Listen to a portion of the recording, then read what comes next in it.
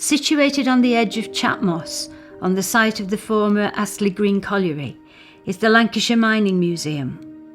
The colliery closed in 1970, but thanks to the foresight of Lancashire County Council and several leading figures within the community, it escaped total demolition. Since then, members of the Red Rose Steam Society Limited have worked hard to restore the 3,300 horsepower twin tandem compound steam winding engine and to preserve South Lancashire's only surviving headgear and engine house, both of which now have scheduled monument and listed building status. The museum is open to the public on Tuesday and Thursday afternoons and at the weekend, and is free to enter.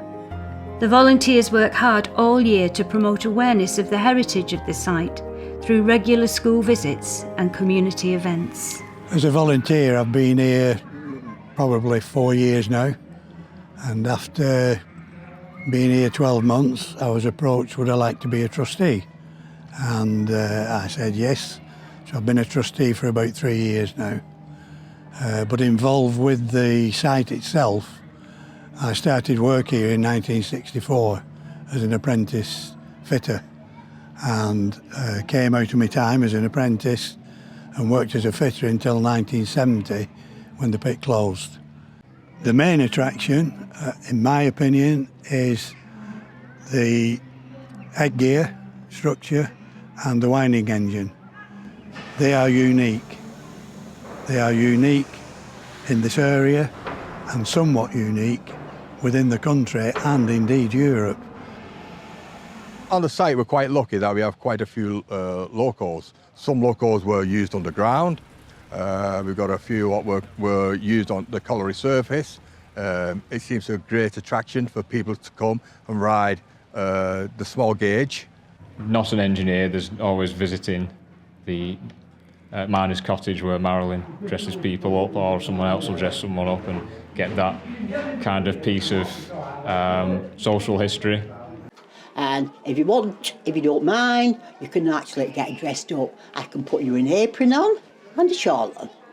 And there that cock, that can go dress up as a miner.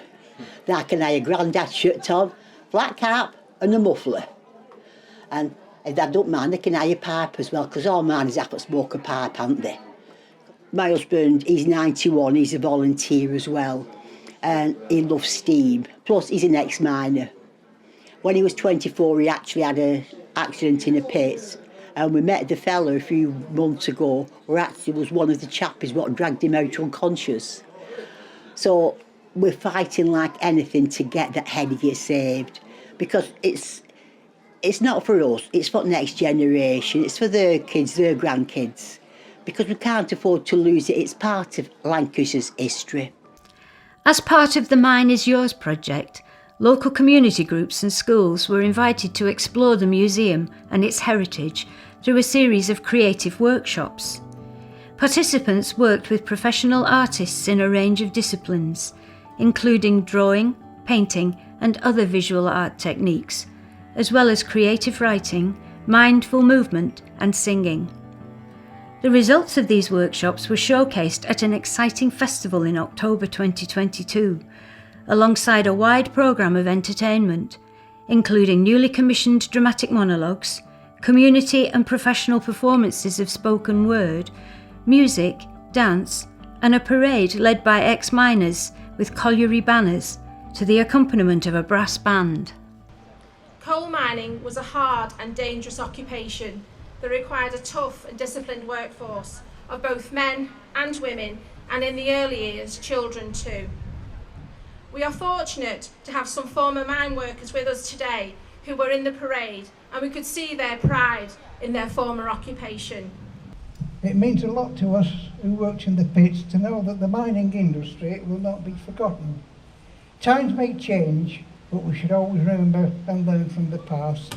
Oh, down in the coal mine, oh, breathing in dust, oh, down in the coal mine, the only life is a ghost. I'm Maggie and I play Louis, who is a miner's wife in 1937, So she's looking after her husband and 6 grown sons, all of them miners, in a little cottage, 2 up, 2 down. And today I'm playing Colonel Ernest Hart, MC, known as the Major, who was the ex-manager of Bickershaw Colliery, sacked in 1948 when nationalisation came in. Up the rebels! And today, watching one of my pieces, were members of the Rushworth family. I've got to say that it moved me to tears, but they were very, very complimentary, and I told the story as they remembered it when they were children, so it was so special. I know these old roads, feels like I've been here in some other time.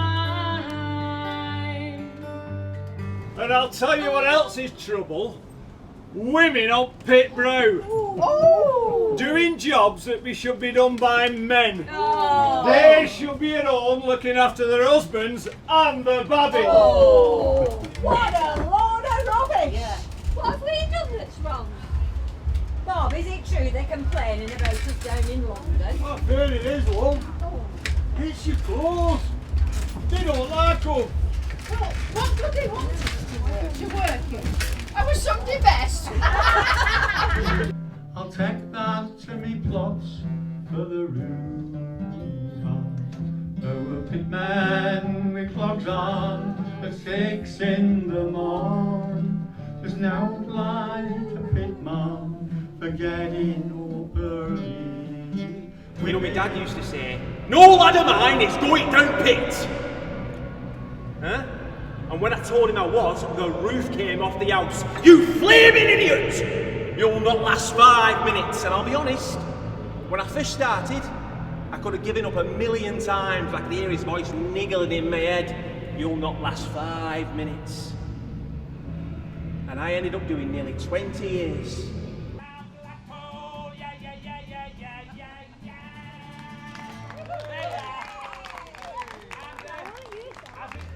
We have been so pleased with the arrangements that we will probably hold the event in Leigh every year.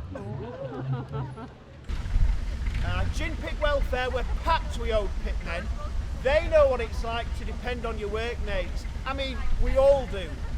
But when you're underground, it's a whole different story. Black skin even scrubbed, black clogs on cobbles, black dive down a deep drop. It seems everything we are, the secrets we've hidden from view. It's not death we fear, it's mediocrity, not dying but fading away.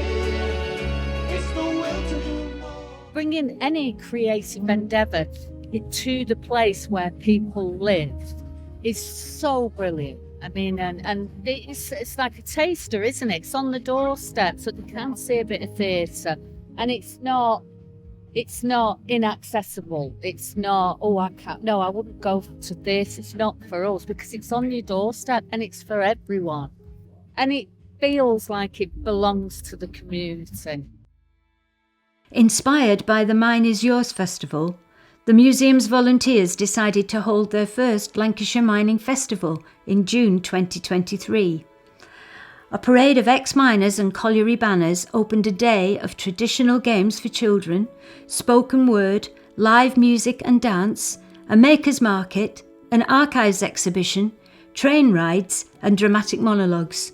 The museum hosts regular educational visits from schools and local organisations and has a full calendar of events from steam heritage festivals and car boot sales to the annual fireworks and bonfire night. The trustees are always looking for new volunteers, from skilled tradespeople to stewards, tour guides and customer service. Training and support will be provided. Today is unique. It's an event we've never done before. Going back years, there used to be a miners' gala in the area that took place in Leigh. There hasn't been one for years and years in this area, so we decided let's give it a go And we've used some of our knowledge from other events.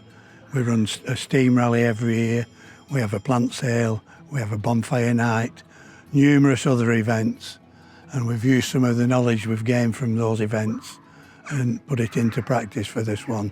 And it's not that long ago since the coal mines kind of shut in this country like that. And I have people coming on this site don't know what a piece of coal is.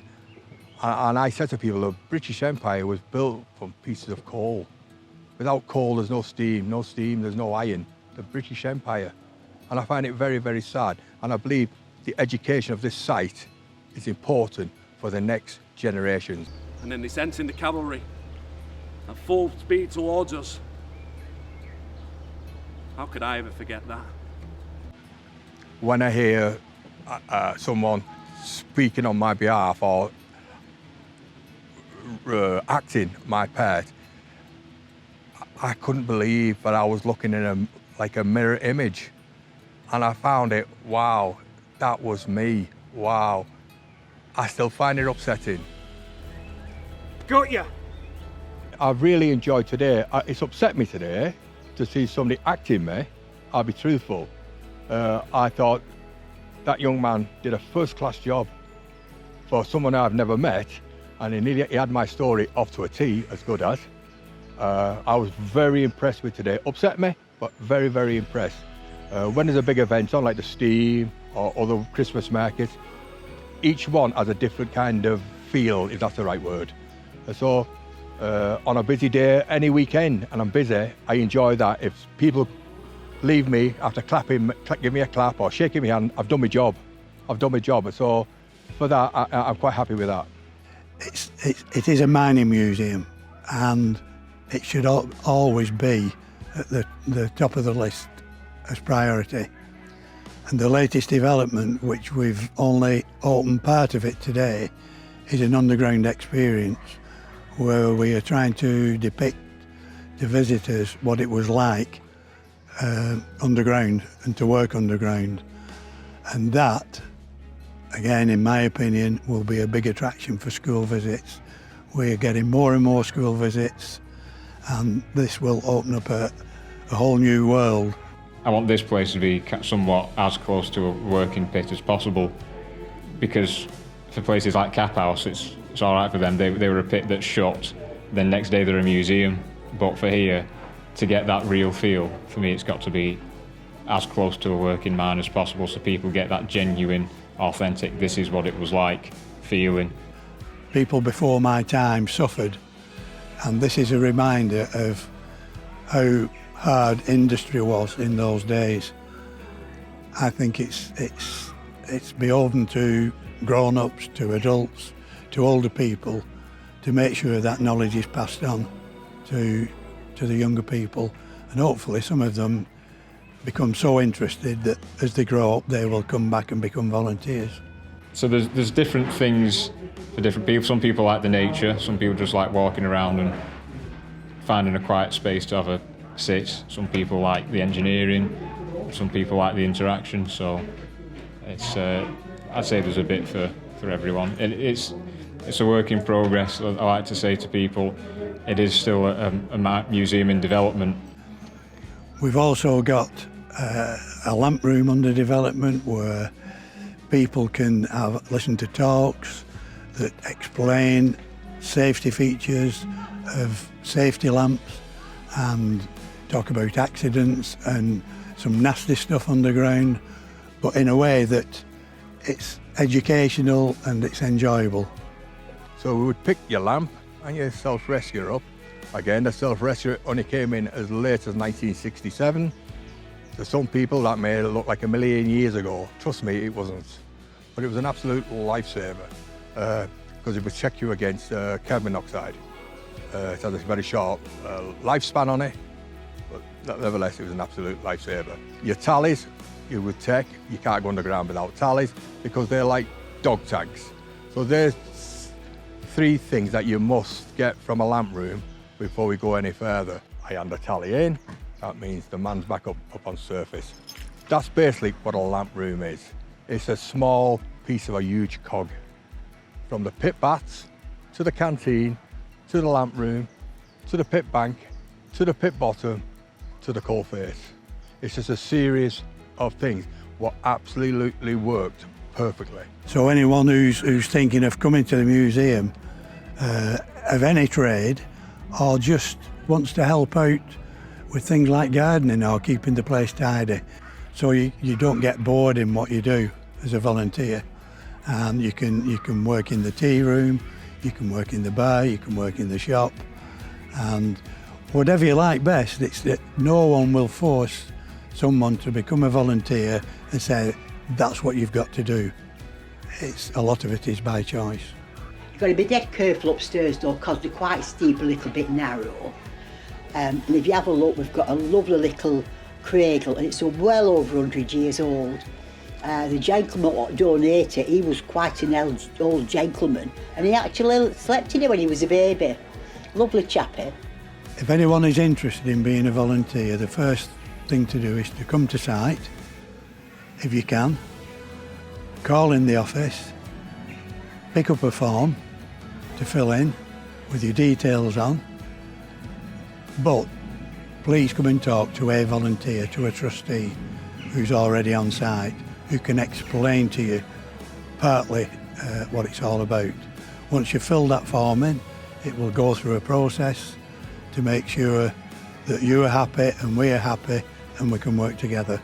The number of people we get from all over the world, they're not just local people. We get people from Australia, New Zealand, Canada, and those people, the second thing that makes me proud is the comments that they put in our visitors book, that they think the place is so marvellous that they will always come back whenever they can.